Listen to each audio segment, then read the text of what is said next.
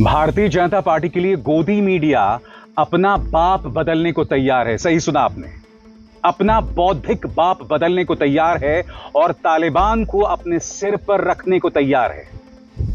आज मैं आपको रिपब्लिक न्यूज का एक क्लिप दिखाना चाहता हूं। यहां पर आप देखिएगा उनका संपादक किस तरह से छटपटा रहा है, यह कहने के लिए कि मैं तालिबान को जायज नहीं ठहरा रहा हूं, मगर पाकिस्तान के लिए हमें तालिबान का समर्थन करना पड़ेगा। टीटीपी के लीडर को मारने की कोशिश करी, अब वो जिंदा है मर गया किसी को नहीं पता। उसके बाद तालिबान ने करा पलटवार। अब पलटवार इतना भीषण था, इतना तेज था कि पाकिस्तान के कई फौजियों की जानें चली गई। इनकी हिम्मत नहीं थी इंडिया लिखने की, क्योंकि इनको लग रहा था कि इंडिया लिखेगा फिर ब्रह्मोस आएगा कोई उड़ते उड़ते। तो इन्होंने इटरनल एनिमी, जो हमारा सदा के लिए दुश्मन है, इसके इर्द गिर्द नीचे से लेकर ऊपर तक पूरी हैप्पी दिवाली कर दी अफगान तालिबान। बात करने वाले हैं पाकिस्तान की। पाकिस्तान में इस वक्त गृह युद्ध छिड़ा हुआ है और जिस तरह के हालात बने हुए हैं, क्या पाकिस्तान की आवाम ही वहां पर तख्ता पलट कर देगी? पाकिस्तान जल रहा है। मुरीदकी में पूरा इलाका धुआं धुआं हो चुका है। पाकिस्तानी जो रेंजर्स हैं, उनके कत्लेआम में 300 प्रदर्शनकारियों की मौत का दावा अब तक किया गया। इसके बाद पूरे पाकिस्तान में चक्का जाम की तस्वीरें सामने आई। एक तरफ जहां पाकिस्तान अपने ही घर में कत्लेआम मचा रहा है, वहीं बॉर्डर पर पाकिस्तानी सेना को पठानों के कहर का सामना करना पड़ रहा है। और पाकिस्तान पर की गई गोलीबारी का पाकिस्तान के सैनिकों ने भी जवाब यहां पर दिया। सीमा पर पाकिस्तानी जवानों ने अफगानिस्तान की चौकियों पर हमला कर दिया। खबर है कि पाकिस्तान के इस हमले से अफगान सैनिकों को पीछे हटना पड़ा और दावा यह भी किया गया कि अफगान सैनिक अपने मारे गए साथियों को छोड़कर भाग गए। तो डूरंड लाइन पर फिर बारूदी टकराव देखे किस तरह से यहां पर नजर आ रहा है। आमने सामने की ये पूरी जंग बॉर्डर पर बड़ी बमबारी की तस्वीर लेते हुए नजर आ रही है। वो फायरिंग, वो गोलीबारी, जिससे हर कोई दहल यहां पर गया है, क्योंकि अब मौत का दावा अपनी अपनी तरफ से किया जा रहा है। लेकिन ये जंग बहुत ही खतरनाक मोड़ पर पहुंच चुकी है, जहां पर अफगान चौकियों पर देखिए किस तरह से गोलाबारी की गई है। पाकिस्तानी सेना का ये पलटवार यहां पर सामने आया है, क्योंकि अफगानिस्तान की तरफ से भी जो जवाब यहां पर पाकिस्तान को दिया गया उसमें आप जानते हैं कौन? हमारे सम्मानित प्रधानमंत्री श्री नरेंद्र मोदी। जी हां दोस्तों, जो क्लिप मैं आपको दिखाने वाला हूं ना, उसे देखकर आपको हंसी ना आए तो मुझे बताइएगा। देखिए किस तरह से बार बार कह रहा है, मैं तालिबान को जायज नहीं ठहरा रहा हूं, तालिबान के खिलाफ तो मैं अब भी हूं। सुना जाए 1 मिनट में किस तरह से अपनी पोल खोलता है। मैं तालिबान का समर्थन नहीं कर रहा, मैं मेरे राष्ट्र हित का समर्थन कर रहा हूं। राष्ट्र सर्वोपरि, नेशन फर्स्ट। दुश्मन का दुश्मन हमारा दोस्त, हमारी स्ट्रेटेजिक इंटरेस्ट, हमारी अंडरस्टैंडिंग। दोस्तों, मैं क्लियरली कह रहा हूं, मैं तालिबान का समर्थन नहीं कर रहा। कोई झुकाव नहीं होगी अर्नब गोस्वामी की तालिबान के तरफ। मैं वही आदमी हूं जिसने कहा था तालिबान की कट्टरपंथी सोच के खिलाफ मैं तब था और आज हूं। मगर यह कुछ और मामला चल रहा है। हमें इस पाकिस्तान को घेरने की जरूरत है। कोई भी समर्थन दे, समर्थन देने का हक हमारा है। यह कोई कूटनीति नहीं है, यह कोई अर्थशास्त्र में पढ़ाई गई चीज नहीं है, कौटिल्य जी की ज्ञान नहीं है, यह सिंपल कॉमन सेंस है।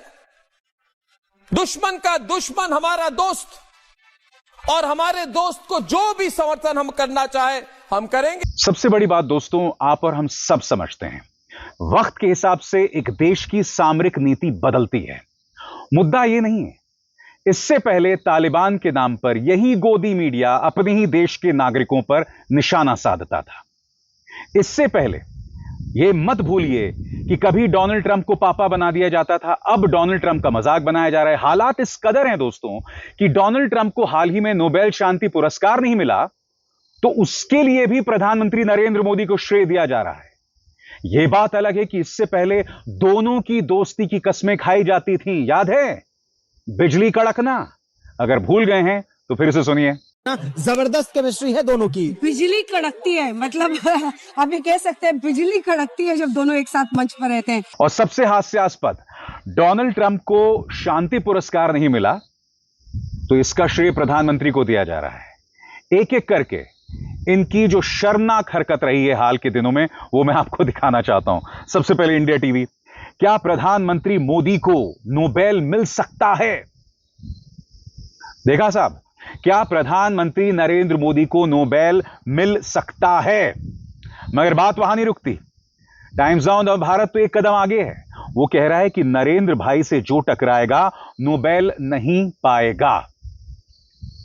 यानी कि अगर डोनाल्ड ट्रंप को नोबेल पुरस्कार नहीं मिला तो प्रधानमंत्री नरेंद्र मोदी की वजह से।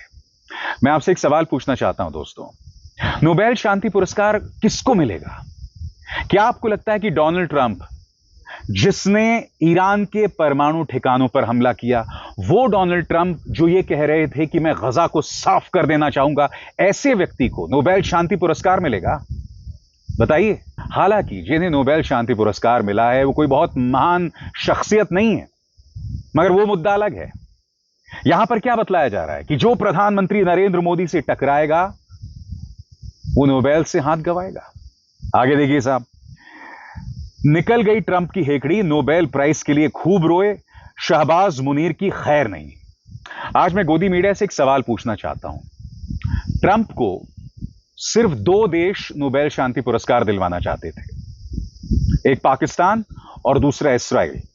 इस्राइली प्रधानमंत्री बेंजामिन नेतन्याहू ने तो एक AI जेनरेटेड तस्वीर भी अपने ट्विटर हैंडल पर पेश की थी, ये बताते हुए कि देखिए नोबेल शांति पुरस्कार तो ट्रंप को मिलना चाहिए। और दूसरा पाकिस्तान। और मैं दावे के साथ कह सकता हूं दोस्तों, अगर ट्रंप ने भारत पर टैरिफ ना लगाया होता, जिसके खिलाफ बोलने की हिम्मत हमारे प्रधानमंत्री में नहीं है, अगर वो टैरिफ ना लगाया गया होता तो उन 2 देशों में तीसरा देश भारत जुड़ जाता डोनाल्ड ट्रंप को नोबेल शांति पुरस्कार दिलवाने के लिए।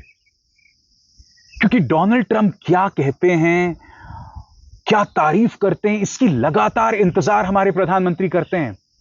ट्रंप लगातार देश की तौहीन करता रहता है, उस पर प्रधानमंत्री कुछ नहीं कहते। मगर जैसे ही डोनाल्ड ट्रंप कहते हैं कि प्रधानमंत्री नरेंद्र मोदी मेरे बहुत अच्छे दोस्त हैं, तभी प्रधानमंत्री अवतरित हो जाते हैं और कहते हैं वाह क्या बात है। फिर आपके यहां कॉन्स्टिट्यूशन क्या कर रहा है, आईन क्या कर रहा है? इस्लाम की एक शर्त है कि खुद मुख्तारी अल्लाह की होती है। तो इंसान के बने हुए कानूनों की क्या वैल्यू है एक इस्लामी स्टेट में, जहां पे इस्लामिक लॉज हैं? क्योंकि इस्लामिक लॉज होने चाहिए। अगर आप इस्लामिक जमहूरिया पाकिस्तान है तो, या तो आप नहीं है, फिर आप इनसे लड़ गए। क्योंकि पाकिस्तान भी कहता हम यही चाहते हैं, ये भी कहता हम यही चाहते हैं। जब दोनों एक चीज चाहते हैं तो लड़ क्यों रहे? हाँ, इसमें जमीन का और मामला है। वो कहते हैं हम इतनी जमीन पाकिस्तान से ले लेंगे, हाँ उसके मामले में लड़ाई हो सकती है। अब ये मिनिस्ट्री ऑफ इंटीरियर है, इसने उर्दू में करा तो फिर ग्रॉक ने इसको ट्रांसलेट करा है इनटू इंग्लिश। अफगानिस्तान खून और आग का खेल खेल रहा है और इसके ताने बाने जुड़े हैं विथ आवर इटर्नल एनिमी। यहां पे मैं लिख देता हूं इंडिया।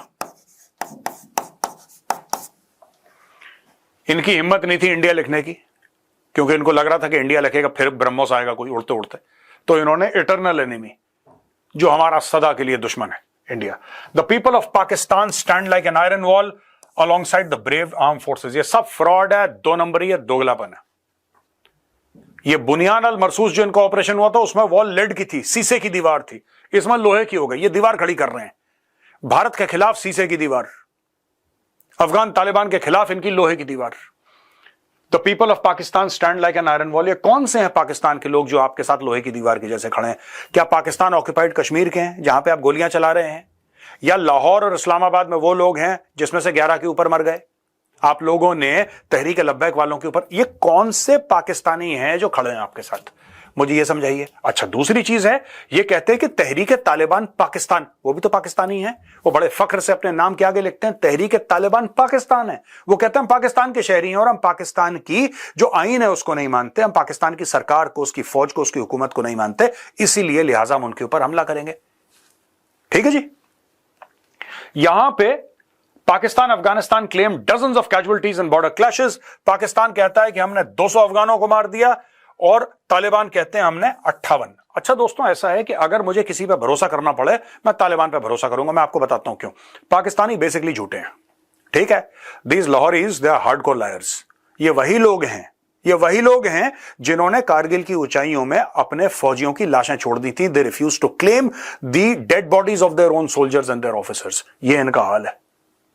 वो पुरानी कहानी आपने सुनी है ना ब्रिगेडियर MPS बाजवा की, ब्रिगेडियर एमपीएस बाजवा वो अफसर थे इंडियन आर्मी के जिन्होंने साइटेशन लिख के दिया था कैप्टन कर्नल शेर खान के लिए, तब उसको पाकिस्तान का हाईएस्ट गैलेंट्री अवार्ड। ये तो अपने ब्रेव की, जो इनका बहादुर एक फौजी था जो लड़ते लड़ते शहीद हो गया इंडिया के खिलाफ ही, ये उसकी बॉडी नहीं लेने को तैयार थे यार।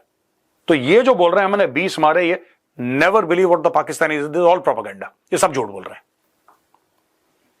अब दोस्तों, Pakistan's military has not officially commented, but a security source speaking to the BBC claimed that firing took place at several locations along Pakistan-Afghan border, including Angur Adda, Bajor, Kurram, Dir, Chitral and Bramcha.